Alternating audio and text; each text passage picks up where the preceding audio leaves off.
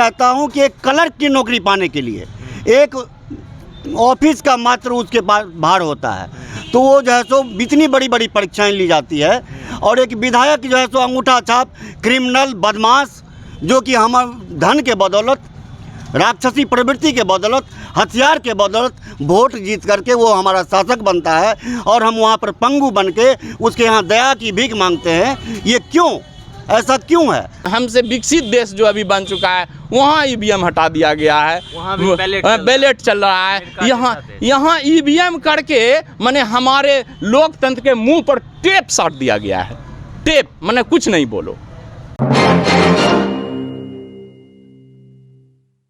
किसी विद्वान ने कभी लिखा था कि आने वाले भविष्य में दुनिया जो है एक बारूद के ढेर पर आके टिक जाएगी, और जिस दिन कोई नामुराद इस बारूद के ढेर में आग लगाएगा उस दिन उस नामुराद के चक्कर में ये पूरी दुनिया जल जाएगी।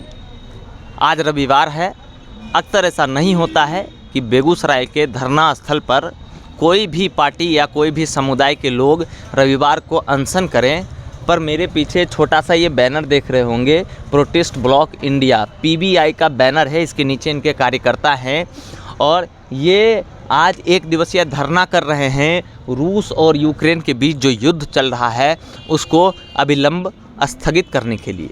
जब हमने इनसे कहा कि भैया 4 लोग एक पोस्टर लगा के बैठ जाइएगा, उससे युद्ध बंद हो जाएगा क्या, तो ये बोले कि कुछ ना करके मलाल जो हमारे अंदर हो, उससे बेहतर है कि हम कुछ कर गुजरें और कुछ कर लें ताकि युद्ध रुके भाई ना रुके, मन में एक संतुष्टि तो है। क्या भैया, क्या नाम है आपका? मेरा नाम ऋषिदेव कुमार है और मैं PBI प्रोटेस्ट ब्लॉक इंडिया से हूँ। मैं यही संदेश देना चाहता हूँ कि हर इंसान अभी लगभग मैक्सिमम लोग घर में बैठ करके युद्ध को देख रहे हैं जैसे हम कोई वीडियो गेम देख रहे हैं। नहीं, अगर हम मानव हैं, मानवता हमारे अंदर है, तो मानव होने का एहसास दिलाना पड़ेगा। और ये कैसे कि अगर आपके घर समाज में ही कोई युद्ध हो रहा हो तो क्या आप बैठ के देख सकते हैं कि आपका प्रथम कर्तव्य है वो युद्ध ना हो, उसे छुड़ाने की, जायज़ नाजायज़ जो बातें हैं उसको रखने की। तो अभी पूरे विश्व में हम सब देख रहे हैं रूस यूक्रेन युद्ध हो रहा है। इसके अगर तह में जाएंगे तो बहुत सारी बातें हैं, नाटो देश है, USSR का विघटन है, ठीक है, और हम लोग तो चाहते हैं ये बंद हो, लेकिन इसके तह में जाने पर पता चलता है कि USSR है, नाटो है और ये सारे देश अमेरिका, रूस, चीन, जापान, सभी देश अंततः आप जब गहराई में बैठेंगे तो पता चलेगा ये अपनी पूंजी को कायम रखने के लिए, हथियारों का व्यापार करने के लिए, अंततः ये पूंजीवाद का ही एक रिजल्ट है। जैसे शुरू में फोड़ा होता है, बाद में वो कैंसर का रूप लेता है, ये युद्ध जो है इसी तरह का है। और कोई शक नहीं कि अगर इस तरह से अनैतिक लोगों के हाथ में किसी भी देश की सत्ता रहे तो ये युद्ध परमाणु युद्ध में भी बदल सकती है। क्योंकि हम लोग सोचते थे युद्ध नहीं होगा, लेकिन हुआ। हम लोग सोच रहे हैं परमाणु युद्ध नहीं हो सकता है, लेकिन हो सकता है अगर हम मानव सभी जगह नहीं, और सबका नुकसान है इसमें। इसलिए इस चीज़ को तुरंत अविलंब रोकना चाहिए, क्योंकि महिला बच्चा को मिसाइल से मारना ये कोई मानवता नहीं है। दूसरी बात कि हम ये नहीं कहते हैं किसी एक देश का कोई पक्ष या विपक्ष, हम सिर्फ ये कहते हैं आम नागरिक क्यों पिसे। किसी देश की राजनेता की क्या मानसिकता है अच्छी बुरी, उसमें हर देश का आम नागरिक पिस रहा है। इसीलिए देश और दुनिया पूरे हर जगह, मेरा ये व्यक्तिगत है और ये प्राउड का सिद्धांत है कि जो शासन व्यवस्था वो नैतिकवानों के हाथ में हो। और नैतिकता का हमारा जो परिभाषा है वो ये है कि जो यम नियम में प्रतिष्ठित हो या अधिकांश होने की कोशिश में हो, जिसमें सत्य, अहिंसा, अस्तेय, अपरिग्रह, ब्रह्मचर्य, शौच, साधना, ईश्वर प्रणिधान, स्वाध्याय, ये सारे सम्मिलित हैं। अगर हम इसका पालन नहीं करेंगे, खान पान पे ध्यान नहीं देंगे, हम कैसे उच्च कोटि के नैतिकवान बन पाएंगे। तो नैतिकवानों के हाथ में अगर ये शासन होगा तो आप सोच सकते हैं कि एक नैतिकवान हज़ारों जो अनैतिक लोगों से है भारी पड़ते हैं, और देश और दुनिया की व्यवस्था उनसे चलती है। तो अगर नैतिकवानों का शासन देश और दुनिया में हो तो इस तरह का युद्ध होगा नहीं। लेकिन बात सवाल है कि क्या क्या पूंजीवादी व्यवस्था में ऐसी समस्या नहीं होगी? बिल्कुल होगी, बिल्कुल होते रहेगी। आज 55 देश बर्बाद किए हैं सिर्फ अमेरिका, और यूएसएसआर, चीन और सारे पूंजीपति देशों द्वारा भी कुछ जिम्बाब्वे और कई देश बर्बाद हो रहे हैं। ये बर्बादी रुके, और ये रोकने का एक ही उपाय है, पूंजीवादी व्यवस्था पर चोट करना होगा और नई व्यवस्था। दुनिया की आबादी बढ़ रही है, क्या पूंजीवादी व्यवस्था सारी व्यवस्था को ठीक कर सकती है? कितना प्रतिशत लोग खुश है? 5% लोग को भी आप पूछिए कि पूरी तरह खुश है? नहीं। 95% लोग नौकर चाकर की तरह पूंजीपतियों के नीचे खट रहे हैं, मेहनत कर रहे हैं, गर्दन दे रहे हैं, 24 घंटे काम कर रहे हैं। क्या मिल रहा है? आप देखिए ना, मजदूर का घर नहीं बना हुआ है जो दिन रात घर बनाता है, दर्जी का बच्चा कपड़ा नहीं पहना हुआ है जो दिन रात कपड़ा सिलता है। आप समझ रहे हैं ये पूंजीवादी व्यवस्था से क्या हो सकता है? तो मैं यही कहता हूँ, रिसर्च स्कॉलर है स्टूडेंट, उसको 1 रुपया राज्य सरकार से नहीं मिल रहा है कि कोई रिसर्च करे। कहाँ से कोरोना का दवा बनेगा बिहार में? कहाँ से क्या होगा? तो बात को ज़मीन पर समझना पड़ेगा, सिर्फ राजनीति करने से काम नहीं होगी। इसमें कौन सी राजनीति होगी? क्या राजनीति हो सकती है? यह एक स्वतंत्र और अच्छी विचारधारा है जो सब मानवों के अंदर है दबी हुई। मैं चाहता हूँ बाहर निकलिए और कुछ न कुछ एक्सप्रेशन दीजिए, कैसे भी कहिए कि नहीं, ये युद्ध पहले तो रुकना चाहिए, उसके बाद जो जायज़ नाजायज़ है उस पर दुनिया के देश मिलकर बातचीत करें। क्योंकि इस युद्ध में मारा कौन जा रहा है? ना ये नेता ना वो नेता, सिंपल साधारण हमारे आपकी तरह नागरिक मारे जा रहे हैं, आम नागरिक, और पूरा तरह हिमाम है। इसलिए मेरा अनुरोध है कि हमारे देश के राजनेता, मुख्यमंत्री, प्रधानमंत्री, यहाँ जिलाधीश से लेकर सारे लोग से अनुरोध है मेरा हाथ जोड़कर कि इस युद्ध को रोकने के लिए दिल से आगे आएँ और अपना वक्तव्य दिए, और अब जितना संभव है, जो संभव है करने का करें, दोनों पक्ष को शांत करने का, जो युद्ध ना हो। और मेरा आपसे अनुरोध है कि ये जब तक पूंजीवादी व्यवस्था नहीं होगी, तब तक, जब तक हम जड़ में, पेड़ के जड़ में पानी नहीं डालेंगे, पेड़ हरा नहीं हो सकता है। हम डाल में डाल रहे हैं, ये समस्या वो समस्या, रोज़ आंदोलन हो रहा है। आप अभी बोले हैं कि रोज़ यहाँ आंदोलन होता है, लेकिन रोज़ आंदोलन नहीं, एक आंदोलन हो जो संपूर्ण क्रांति की तरह हो, संपूर्ण परिवर्तन की तरह हो। और वो सब समस्याओं का मूल जड़ अभी कौन बन गया? पूंजीवादी व्यवस्था। और पूंजीवादी व्यवस्था के लिए हमारे पास कौन सी व्यवस्था है जो पूंजीवादी व्यवस्था को रोक सके? और रोकने के बाद ये कैसे रोकेगा? आपके पास कोई नई सामाजिक आर्थिक व्यवस्था होगी तब ना। तो दुनिया को मैं बताना चाहता हूँ कि प्रौत व्यवस्था है ऐसी नई सामाजिक आर्थिक व्यवस्था जो पूंजीवादी व्यवस्था से हजारों गुना बेहतर, अच्छा, सुंदर व्यवस्था देश और दुनिया को दे सकती है, जिसमें एक भी व्यक्ति बेरोजगार नहीं होगा। अभी एनटीपीसी वाला पूरा बिहार बंद हुआ था, क्यों? ये सब क्यों? अपने देश में, अपने ही देश में हम मांग करें? कोई अंग्रेज मेरा शासक है जो हम मांग कर रहे हैं? नहीं, इस पूंजीवादी व्यवस्था को हटाकर हमें नई व्यवस्था कायम करनी होगी, सारी समस्याओं का समाधान हो जाएगा। और मैं दावा करता हूं, अगर प्रौढ़ व्यवस्था आएगी तो आपको इस धरना स्थल पर व्यक्ति धरना देते हुए नहीं मिलेंगे। ये बात मेरा दावा है। क्यों मिलेंगे? क्योंकि आप एक समस्या बताइए जो पूंजीगत से उत्पन्न ना हो। जहाँ गरीबी होती है वहाँ अशिक्षा भी होती है, वहाँ समस्याएं हजार होती हैं। और किसी ने कहा है कि गरीबी सबसे बड़ा अभिशाप है, लेकिन फिर भी हम उन माताओं को आज नमस्कार करते हैं कि दुनिया के देश और दुनिया का अधिकांश गरीब के गर्भ से ही महान व्यक्ति का पैदा हुआ है, उत्पन्न हुआ है। आप देख लीजिए अब्दुल कलाम या कोई भी, मैक्सिमम लोग जो रियली में महान व्यक्ति हुए हैं देश दुनिया में, वो गरीब के गर्भ से पैदा हुए हैं। इसलिए कोई भी गरीब अपने आप को छोटा ना समझें, सब गरीब अमीर सभी बराबर हैं। लेकिन मैं ये चाहता हूं कि एक अमीरी रेखा, जैसा मैंने किया है, मुझे चाहिए अमीरी रेखा, एक अमीरी रेखा होनी चाहिए। उस अमीरी रेखा के बाद अथाह संपत्ति का मालिक जो हम कोई भी व्यक्ति बनता है तो उस पर रोक होनी चाहिए। क्योंकि प्राउद का हमारा पहला सिद्धांत यही है कि समाजेन आदेशेन बिना संपत्ति संचय अकर्तव्य।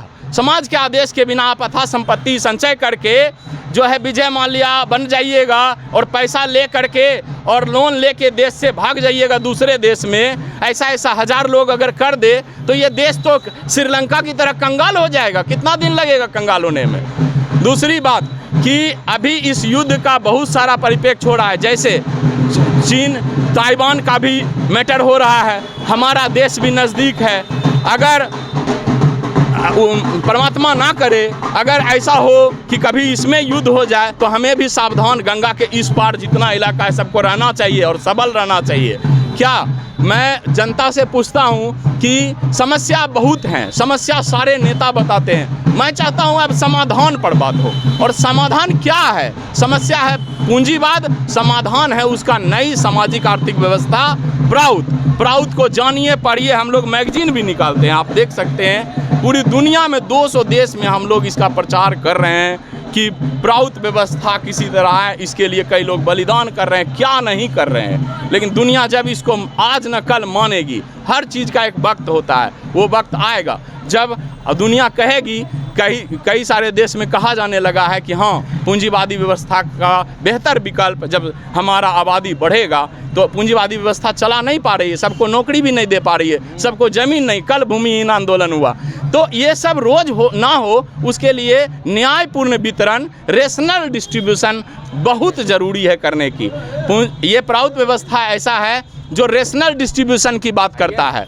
रेशनल डिस्ट्रीब्यूशन क्या है कि अगर आप एक डॉक्टर को कार देते हैं तो एक मजदूर को साइकिल मोटरसाइकिल तो रहना चाहिए, लेकिन यहाँ तो कोई ठिकाना नहीं, एक अथाह संपत्ति, गिन नहीं पाता है नोट, और दूसरा व्यक्ति उसको साइकिल भी नसीब नहीं है। कोई विद्यार्थी पीएचडी कर रहा है, उसको रिसर्च के लिए केमिकल नसीब नहीं है। अगर आपको गलत लगता है, बिहार के किसी राजकीय विश्वविद्यालय में जाइए, कहाँ 1 रुपया दिया जा रहा है रिसर्च के लिए, कोई लाइफ साइंस या किसी स्टूडेंट को जो कोरोना जैसे बीमारी पर रिसर्च करे। हमने देख लिया कितना हुआ था कोरोना में, अभी जस्ट कि कोरोना में बिहार में टेस्ट करने के लिए जो है हम लोग के पास नहीं था सुविधा, देख रहे थे ना, टेस्ट करने के लिए आरटीपीसीआर नहीं था। तो दुनिया तो हंसेगी ना, हम किस युग में जी रहे हैं? आज ही आज़ादी पाए हैं क्या? और हम उसको दोष देते रहें जो 70 साल पहले था? नहीं, वर्तमान को देखना पड़ेगा। भूत और भविष्य से पहले हम वर्तमान में जीना होगा। आज हम खाना खाए हैं कि नहीं,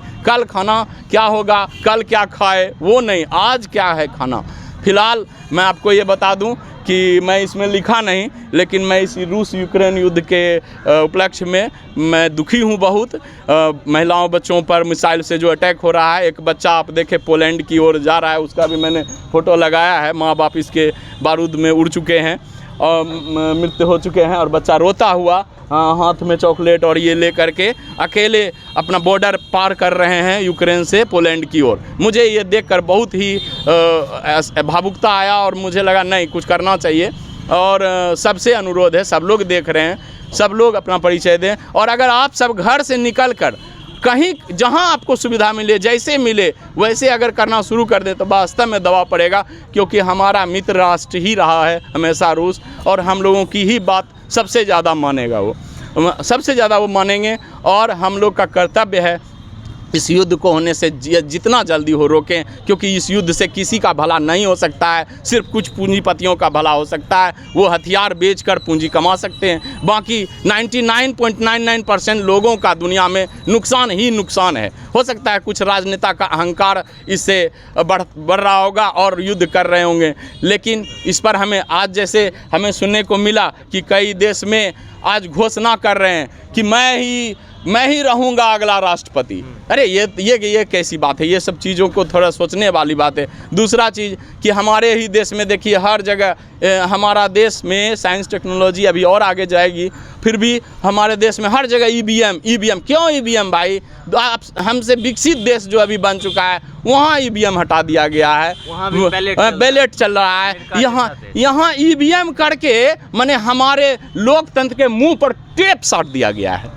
टेप माने कुछ नहीं बोलो। अरे ईवीएम नहीं हटेगा तो ये देश भी हमको लगता है निश्चित तौर से हमारा देश भी ऐसा स्थिति में पहुंच गया है और 100% पहुंच जाएगा, जहां आप वोट कहीं भी दीजिए उससे कोई फ़ायदा इधर उधर होने वाला नहीं है। ईवीएम का भी बेहतर हो। और आप सब जानते हैं कि एटीएम से आसानी से पैसा चोरी होता है, एक ही बार में करोड़ों रुपये, लेकिन एक रुपये अगर चुराएगा तो देर लगेगा। इसी तरह से जो इलेक्ट्रॉनिक वोटिंग मशीन है, 1 सेकेंड में, 1 पल में करोड़ों वोट इधर से उधर हो सकता है। इसलिए वोट बहुत अगर बहुमूल्य है तो इसको इलेक्ट्रॉनिक ना करें, क्योंकि आप नौकरी में कोई सर्टिफिकेट मांगते हैं, हार्ड कॉपी मांगते हैं कि नहीं मांगते हैं? मांगते हैं तो फिर वोट में जो है आप खाली सॉफ्ट कॉपी से काम कैसे चला सकते हैं? हार्ड कॉपी होनी चाहिए वोटिंग का, यानी बैलेट पेपर से होनी चाहिए, सारा चीज़ सही हो जाएगा। और मैं एक बड़ा दावा करने जा रहा हूँ। क्या आप हम हो सकता है मैं अनजान हूँ या कम जानकारी हो मुझे, आप ही सब बताइए।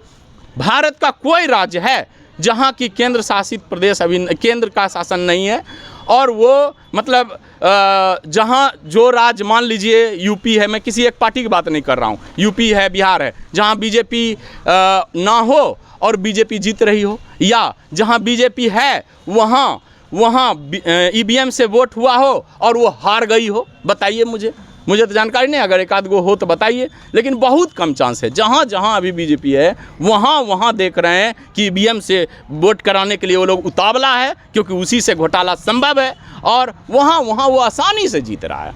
इसलिए मेरा अनुरोध है कि बाकी और भी वक्ता हैं, आप सबसे थोड़ा मत ले। इसी में एक मिनट, इसी में हम लोग माने किसी ईवीएम के बारे में बोलना चाहते हैं। अगर लोकतंत्र को बचाना है तो ईवीएम को हटाना है, बस यही मेरा माने किसी मोटो भी है। किसी अगर और बोल रहे हैं तो बोलने दीजिए इन्हीं को। हो गया बाकी और भी कुछ चलिए अब थोड़ा सा हम बोल लेते हैं, फिर बाकी लोगों को बोलेंगे।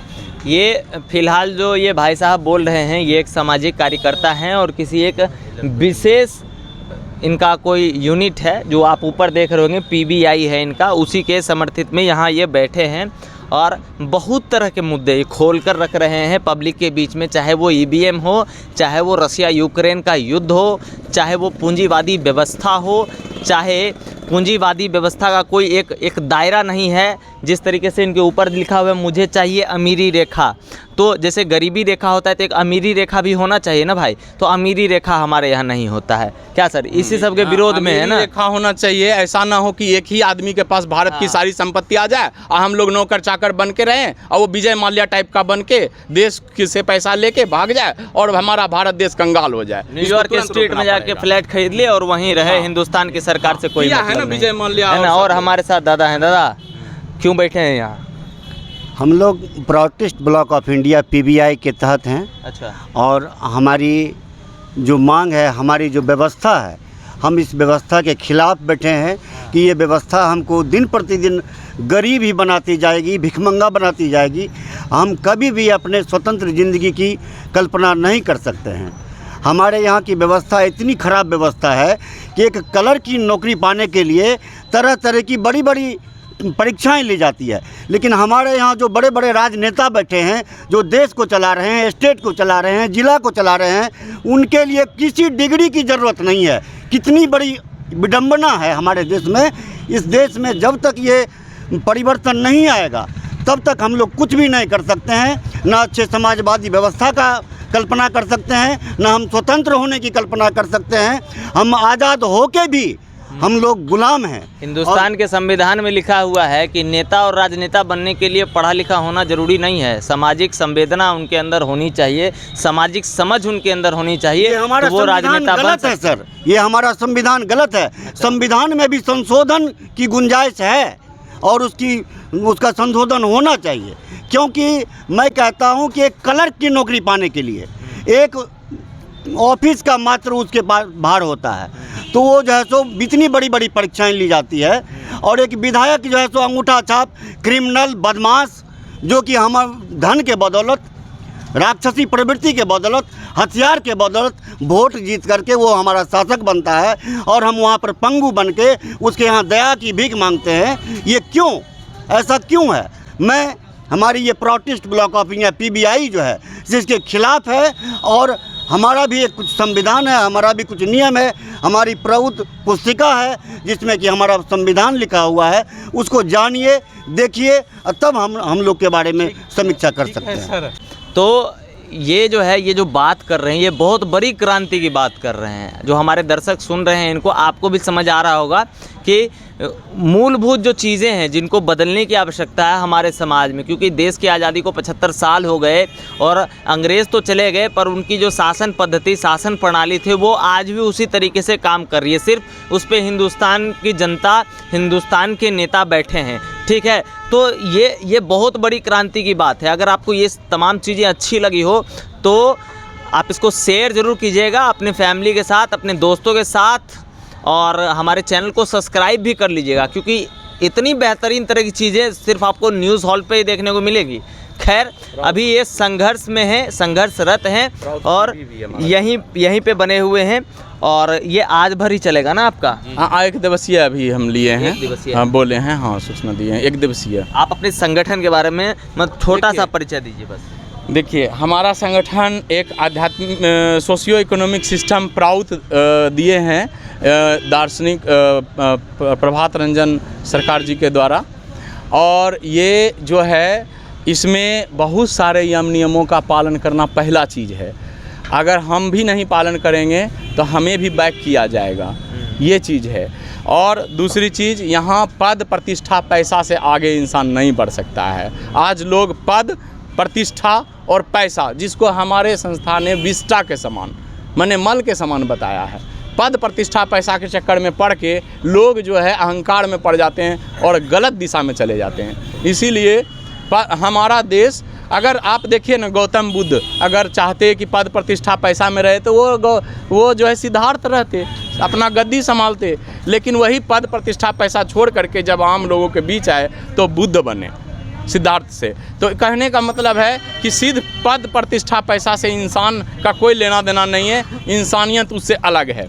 और मेरा अनुरोध है कि मेरा एक हम लोगों का संस्था का कहीं चलता है प्राउत टीवी भी चैनल, उस सब में भी आप और भी जानकारी ले सकते हैं। हालांकि ये सतत है, सतत जानकारी आपको चाहिए, धीरे धीरे ये सारा चीज़ आपको समझ आएगा। जैसे आपको संविधान एक दिन में नहीं समझ में आता है, हाँ मूलभूत चीज़ जान सकते हैं कि इसमें मूलभूत चीज़ ये है कि रेशनल डिस्ट्रीब्यूशन होगा, और मूलभूत चीज़ ये है कि आपको अथा संपत्ति नहीं रखना है। मूलभूत चीज़ ये है कि आपके शासन में सिर्फ नैतिकवान हो, सिर्फ नैतिकवान। ये नहीं चलेगा कि 60% जो है अनैतिक आदमी हमारे सदन संसद में, आप 40%, ये कौन सा गठजोड़ है?